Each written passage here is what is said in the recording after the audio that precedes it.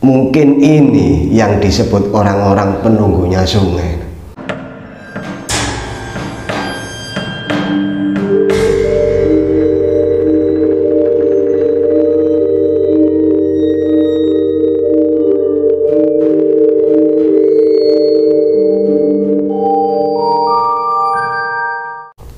Assalamualaikum warahmatullahi wabarakatuh. Bertemu lagi dengan saya di sini. Di kesempatan ini saya akan sedikit berbagi cerita tentang sosok penunggu sungai. Cerita ini kejadiannya sekitar tahun 90-an, yang mana saya dapat cerita dari teman saya. Pada waktu itu teman saya mau mandi di sungai, terus ketemu sama penunggu sungai di situ. Memang menurut ceritanya para warga di situ, di sungai itu ada penunggunya. Sebelum cerita ini saya lanjutkan, seperti biasa mari kita berdoa bersama-sama. Mudah-mudahan dalam cerita ini mulai awal sampai akhir nanti saya bawakan tidak terjadi hal-hal yang tidak kita inginkan, karena cerita ini ya menyangkut dengan dunia yang bukan dunianya manusia ya. Mari berdoa bersama-sama, semoga tidak terjadi apa-apa mulai awal sampai akhir, tidak terjadi hal-hal yang tidak kita inginkan bersama.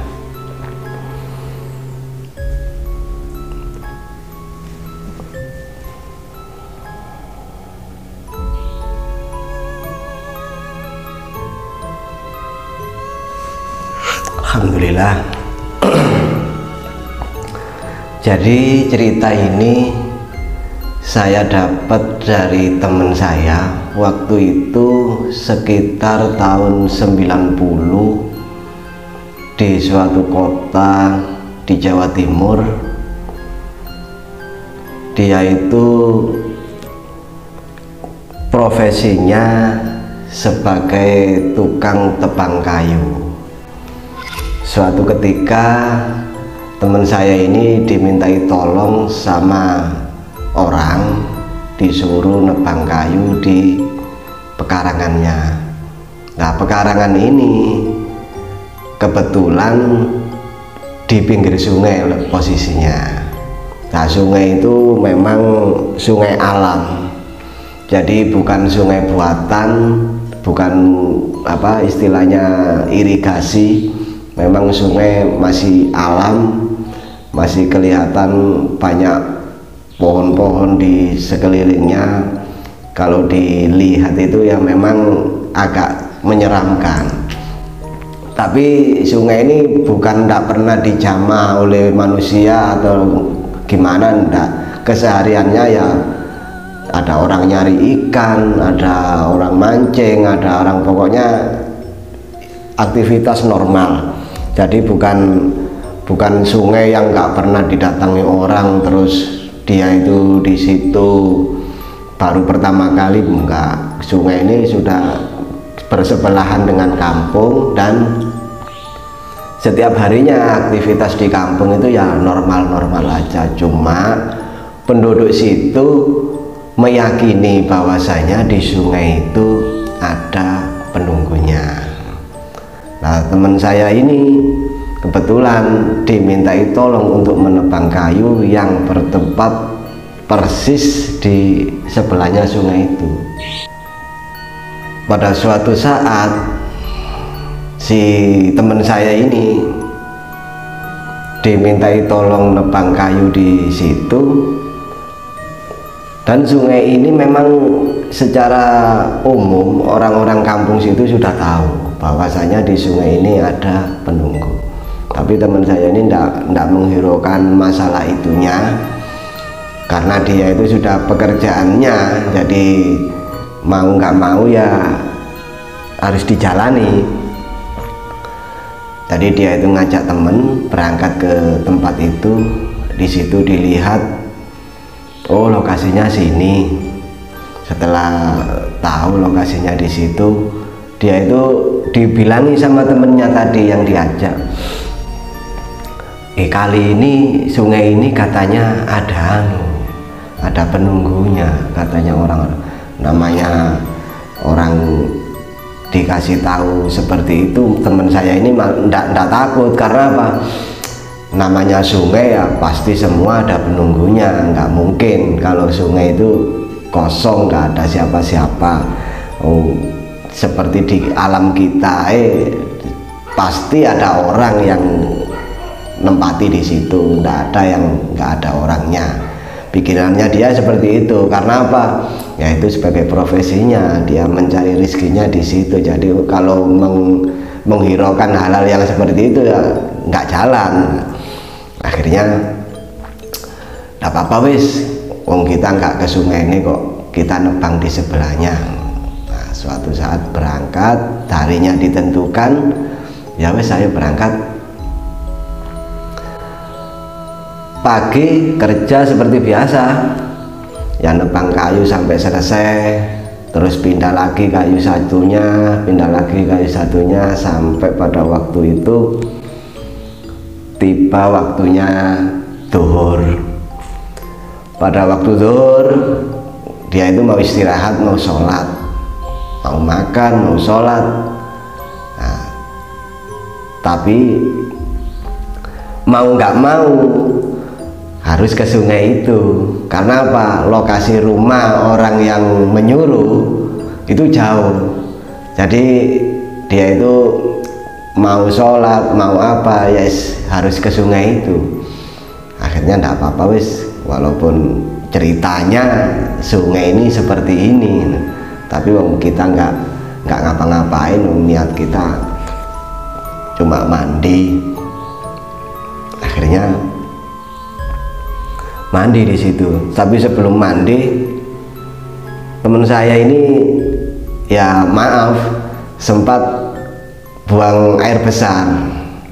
Pada waktu selesai buang air besar, itu secara nggak sengaja dia itu menengok ke belakang. Menengok ke belakang ini, kok ada sosok kepala yang rambutnya itu panjang. Jadi kurang lebih itu panjangnya itu ya segini, tapi keliling gini.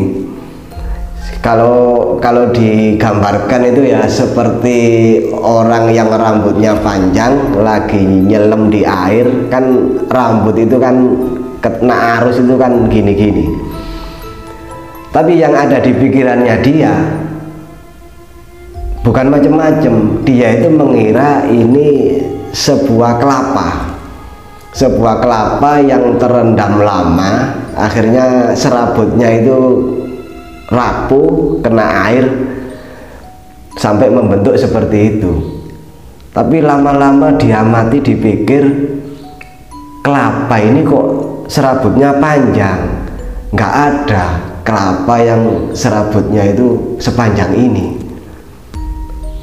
Akhirnya itu dia setengah-setengah sadar, masa ini kelapa, bukan kelapa ini sepertinya. Nah, sosok tadi, kepala tadi itu makin lama makin naik ke permukaan, makin naik.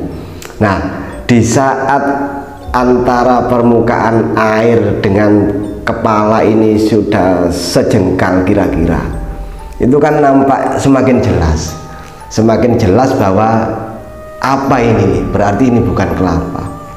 Nah, di situ sadar teman saya itu, oh ini bukan kelapa ternyata. Mungkin ini yang disebut orang-orang penunggunya sungai. Untungnya dia itu tatak, istilahnya itu tidak ada rasa takut. Jadi dia itu jongkok seperti ini, ditantang, malah disuruh keluar. Ayo keluar kamu, kalau memang kamu berani keluar. Kalau sampai kamu keluar, tak tarik rambutmu, tak ambil kepalamu. Ditantang seperti itu. Loh, ditantang seperti itu, ternyata dia itu tidak berani. ndak jadi naik ke permukaan, malah tambah turun, akhirnya menghilang. Akhirnya dia sadar, oh ini mungkin yang dimaksud orang-orang, bahwa di sungai ini ada penghuninya, ada penunggunya. Akhirnya dia itu nggak jadi mandi, ditunggu apakah keluar lagi apa enggak, maksudnya seperti itu. Jadi dia itu sebenarnya penasarannya apa sebenarnya, sosok apa, kok kepala berambut panjang ini, kalau misalnya jadi keluar tadi maunya apa, terus wujudnya seperti apa. Akhirnya dia itu tidak jadi mandi, duduk di situ ditunggu. Harapannya dia muncul lagi, tapi setelah ditunggu sampai sekian menit, waktu itu sampai habis rokok 2. Jadi dia nunggu sambil ngerokok sampai habis rokok 2, tidak ada keluar lagi.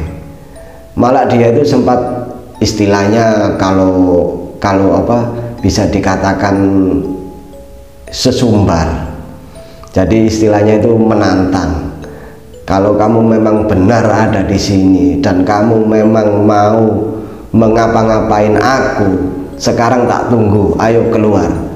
Tadi aku nggak tahu, sekarang ayo tak tunggu. Kalau memang kamu berani keluar, sampai ditantang seperti itu. Ditungguin sampai habis rokok 2 batang, nggak keluar. Akhirnya dia lanjutkan mandi. Sampai mandi selesai, habis mandi itu ditunggu lagi, dilihati lagi kanan kiri, ndak ada. Akhirnya temennya yang sebelahnya tadi, yang temennya yang bantu tadi nanya, "Cak, kamu kok ngomong-ngomong sendiri? Kamu ngomong sama siapa?" Nah, temennya ini tadi sudah mandi duluan. Yang satunya ini sudah mandi, yang ini masih buang air besar. Nah, setelah ini selesai mandi, ini ditanya, "Kamu kok ngomong-ngomong sendiri, Cak? Kamu ngomong sama siapa?" Nah, ini diceritai temennya tadi, "Aku tadi ngelihat ada sosok kepala yang pada awalnya tak kira itu kelapa, tapi kelapa kok serabutnya kok panjang. Ternyata saya amati itu bukan kelapa, kepalanya orang sepertinya. Rambutnya segini, kena arus itu sampai gini-gini. Tak tunggu, tak suruh keluar, sekarang nggak keluar lagi. Mungkin ini yang namanya, yang disebut orang-orang penunggu sungai." "Oh iya, Cak, bener, Cak. Di situ memang katanya ada penunggunya, tapi nggak tahu seperti apa wujudnya, seperti apa nggak tahu." Nah, di situ akhirnya ya wis, Cak, berarti hati-hati. Nanti kalau kita kapan hari mandi lagi di sini jangan sampai, iya, kita kan ndak ada maksud yang macam-macam. Kita kan cuma sekedar mau mandi, mau istirahat, mau sholat, habis itu ngelanjutin kerjaan lagi. Sudah, itu selesai.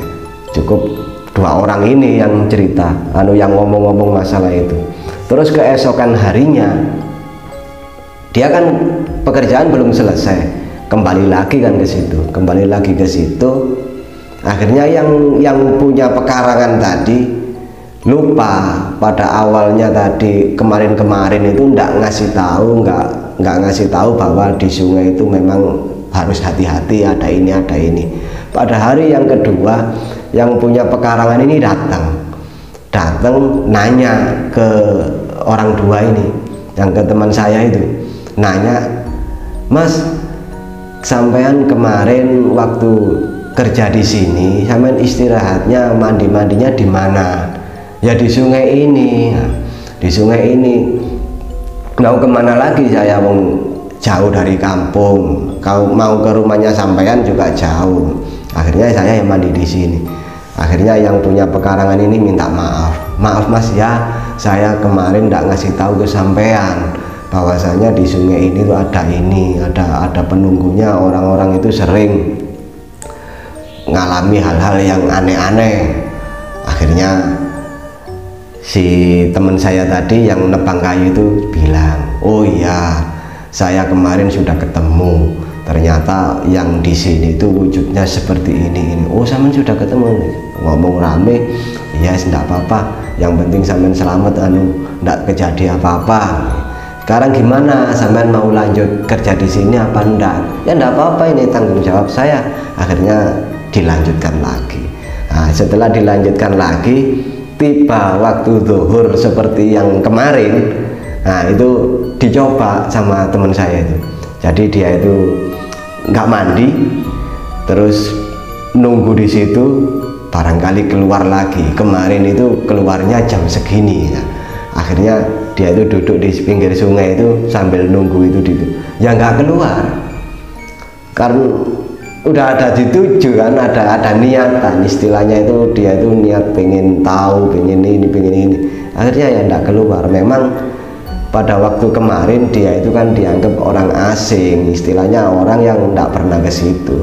Jadi dia itu menampakkan wujudnya, tidak tahu maksudnya apa, atau memang untuk memperkenalkan dirinya bahwa nunjukkan di sini ada saya, atau gimana, atau memang tujuannya mau ngambil orang itu, ya tidak tahu. Pada intinya kita kalau ke tempat yang asing, kalau ke tempat yang nggak pernah kita datangi, ya sedikit banyak kita memang harus punya sopan santun, sedikit banyak kita harus permisi. Nah, itu sedikit cerita yang saya dapatkan dari teman saya yang bisa saya bagikan di sini. Ya, mudah-mudahan ada manfaatnya bagi kita semua, bisa kita ambil hikmahnya dan kita bisa berhati-hati untuk langkah ke depannya. Itu sekian dari saya. Apabila ada salah kata, mohon maaf yang sebesar-besarnya. Assalamualaikum warahmatullahi wabarakatuh.